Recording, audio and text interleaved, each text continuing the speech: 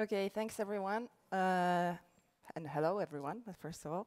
Thanks for having me here. I'm very pleased to have the opportunity to give you a short presentation to outline the vision of Engie in terms of green gas development.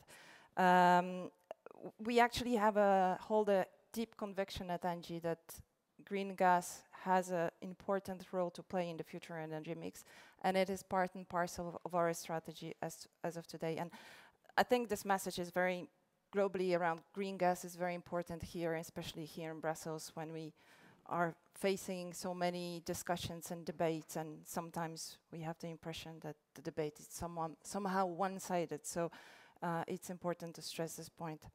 Okay.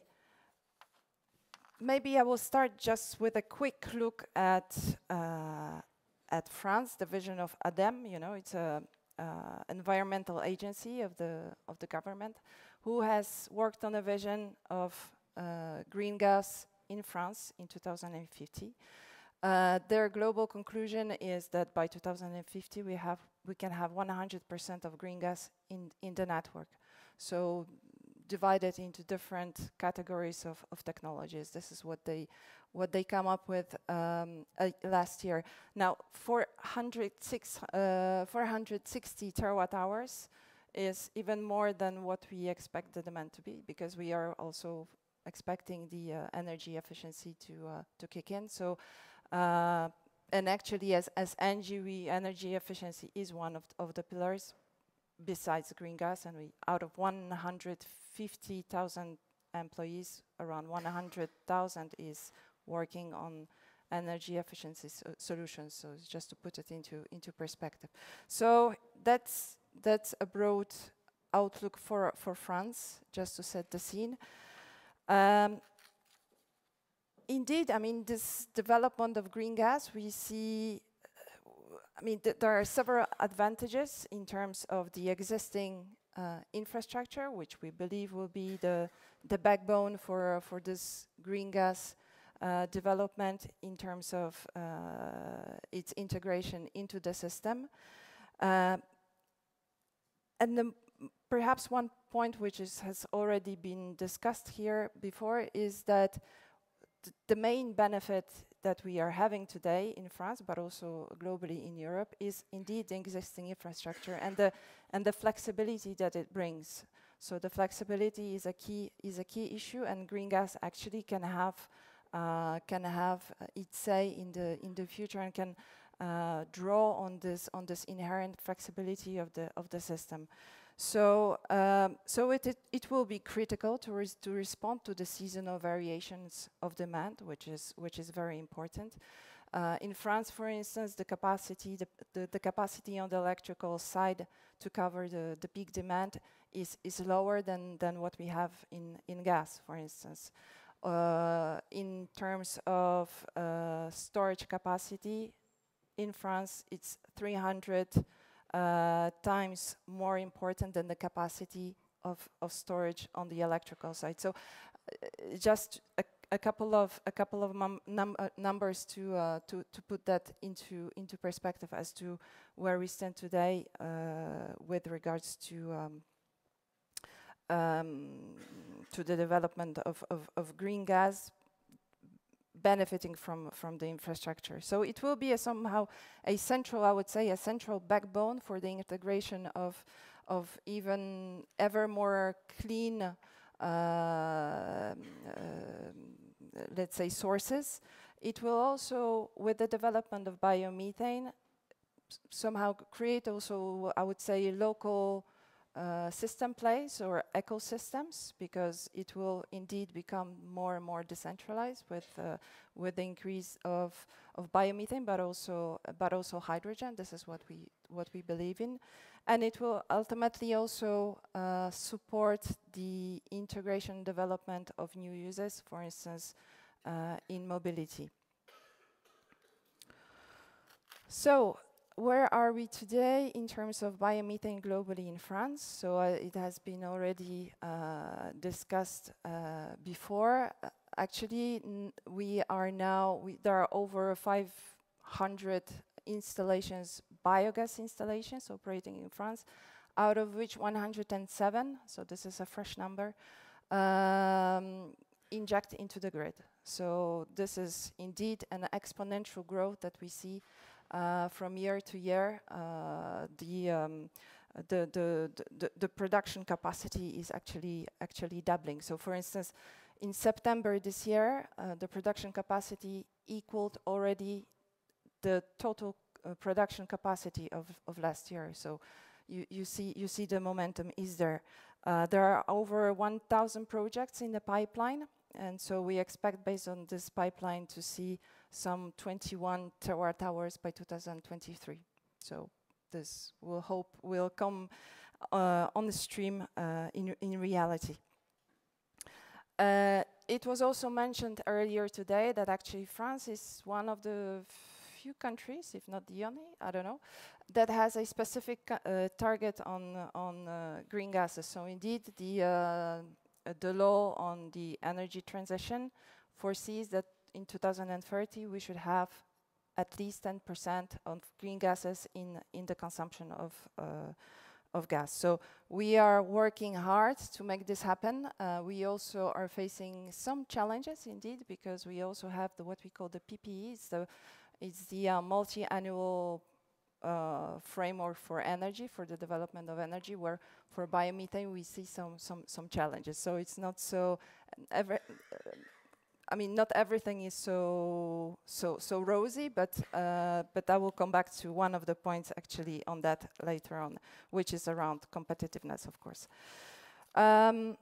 Okay, so where is Engie with respect to biomethane? So as I have said at the beginning, green gases and biomethane in particular is one of our pillars of the green momentum, and actually, well, I mean, the ambition for us is to be a market maker somehow in the market, and we are working on that, both in terms of organic growth, but also external growth. So we are now a leading biomethane producer in France. And our target is to, together with other partners, to develop some around 5 terawatt hours of biomethane by 2030. So we have, yeah, you see on the slides, we have around, we have 12 units in operation in France with a pipe of 80 projects. We also have one installation running in the Netherlands. And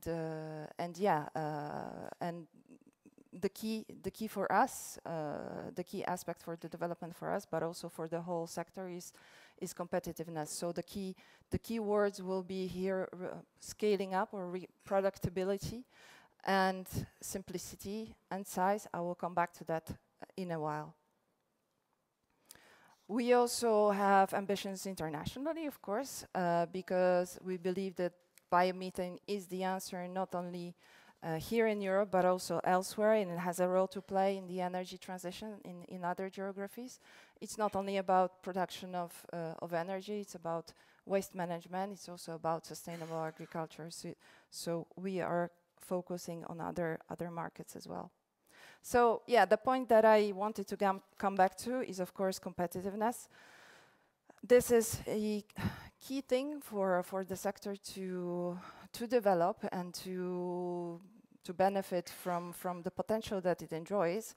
So if we made just a snapshot of some of the numbers that we have worked on together with, well, in France, with Enea, the consultant, who is projecting that in the midterm we can go down to the LCOE of around 95 today to some 66 euros per megawatt hours in the midterm, working on different components. Of course, this is something that we, as I already said, are really focusing quite a lot on, working indeed on aspects such as optimization of feedstock. As it has been said this morning, I mean, 2/3 of the cost impact is OPEX.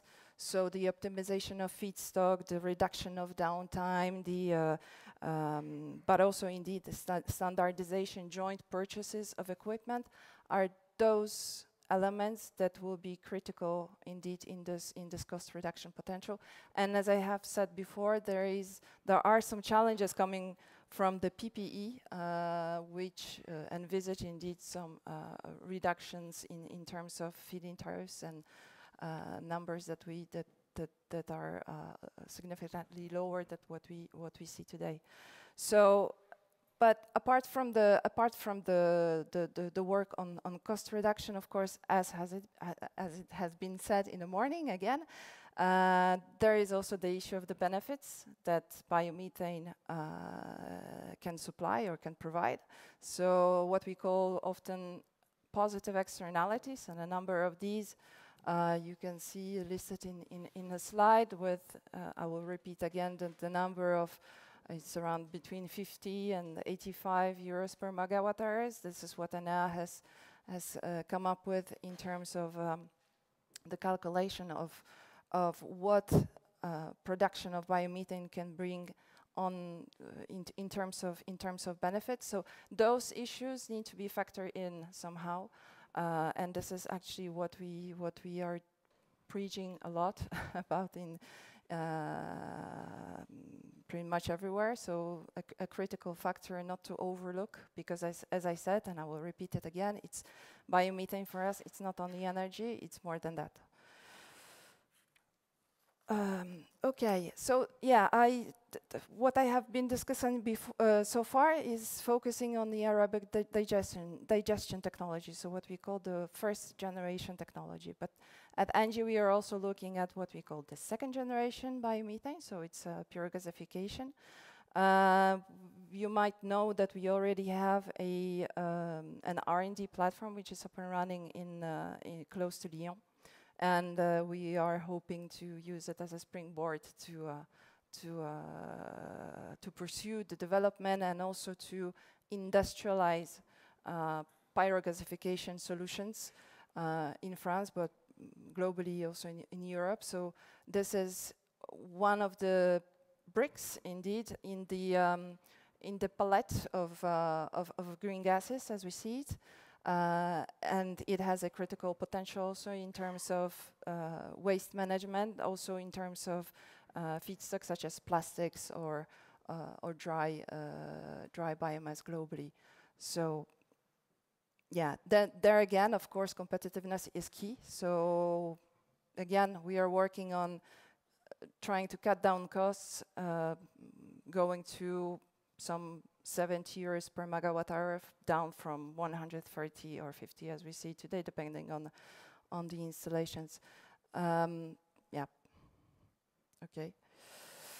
Yeah, and the last point is hydrogen. So hydrogen again is part of the strategy, but I'm talking about green hydrogen. So this is purely, I mean, this is clearly the focus for Engie. So for us, it's part of the development of the territories, indeed, as biomethane, of course. And of course, it is critical. It goes without saying in industries that are hard to abate in terms of CO2, and of course, it will accompany mobility solutions. So those bricks are pretty critical. Globally, our vision is somehow, if I can put it like this, in the end game, we'll see hydrogen economy, where with some hydrogen trading between regions which are highly endowed with renewable electricity, so where the cost of renewable electricity can be more competitive, and where we can actually produce hydrogen at a lower cost and then ship it across to regions of demand. So using favorable conditions for renewable electricity will allow indeed to decrease the cost. This is not my present. Okay. To decrease the cost and then to scale up. So it's a kind of a virtuous circle that we are hoping to see. So it's still, today hydrogen is still nascent, so we are stepping up efforts to to scale it up, and this is my other message, and the sort of competitive advantage, if I can put it like this, of Engie is that we are actually on all the links of the value chain. So from the production, but also we are in the midstream and also in end use. So we are looking at large-scale projects of starting 100 megawatts, going up. We actually are working on such a project in Europe, in the Netherlands, as you might know. But also in terms of midstream infrastructure, we have developed a power-to-gas facilities in the south of France, where we inject, where we produce synthetic natural gas. This is with GRT gas, but we are also injecting hydrogen directly into the distribution network. This is closer to here in Dunkirk. And according to the recent numbers, we have gone up to 20% of injection of hydrogen. So we started with 6% and we went up to 20%, even though I have to say that it's a new network, so it's not an old asset that we are injecting to. Yeah, so hydrogen will input into the creation of the circular economy for the territories, but I think, of course, today we also need to have some signals from policymakers and some support coming from the administration. And I think what we start seeing this in France, in particular in south of France, where there is really a significant willingness to go green and to push for green solutions, including hydrogen. So there are quite a number of projects that we are pursuing over there, and that we see will create small sort of ecosystems that will then, based on industrial uses, based on mobility, that I think will then sort of have a spillover effect, and then will create a larger coverage, indeed, in terms of hydrogen local economy for the territories. So this slide, I will not spend too much time on it. It's just to give you an idea of some of the projects that we are pursuing, but it's obviously non-exhaustive. It's both in France and outside of France.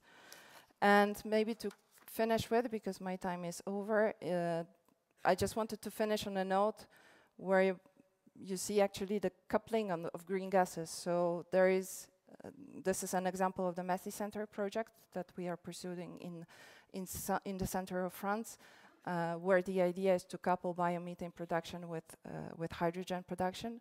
So it gives three advantages. You can valorize renewable electricity, valorize the agricultural feedstock, but also the green CO2, which can be seen as a somehow CO2 negative activity that you are creating. So just an example of what can be put in place in terms of really net zero or maybe even negative zero future.